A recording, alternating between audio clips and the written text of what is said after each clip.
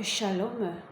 Aujourd'hui, j'ai un sujet qui me tient à cœur et j'aimerais que cette situation change parce que c'est vraiment criard dans le corps de Christ.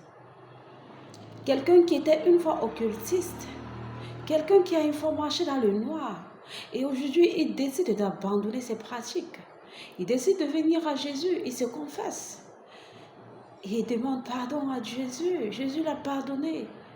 Mais l'homme le regarde, continue à le regarder avec dédain, continue à l'accuser à tort, continue à lui faire regretter pourquoi est-ce qu'il s'est vraiment confessé.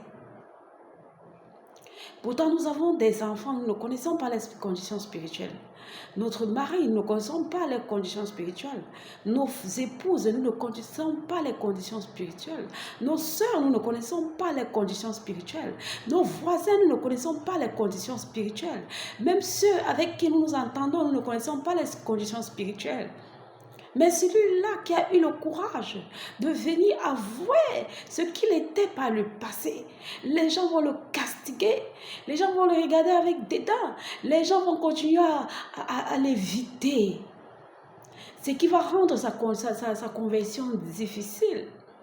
Même s'il avait pris cette décision radicale au fond de lui, de venir vraiment à Jésus, de donner véritablement sa vie à Jésus, ça va être difficile pour lui parce que les frères, les sœurs ont empêché cela.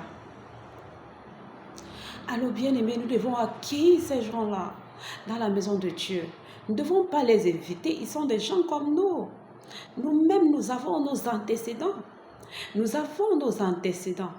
Et ce qui me fait le plus mal, c'est quoi? C'est que celui qui était sorcier, celui qui est occultiste, il va être puni en enfer. Comme celui qui a seulement menti, comme celui qui a seulement avorté, comme celui qui a seulement commis peut-être le meurtre, l'avortement, l'occultisme, tous ces péchés sont punis devant Dieu. Ce n'est pas parce que tu as commis uniquement le mensonge que tu vas être pardonné. Tu vas être puni au même titre que celui-là qui est meurtrier. Tu vas être puni au même titre que celui-là qui a seulement commis un petit péché. Alors il est temps pour nous de changer. Nous devons changer.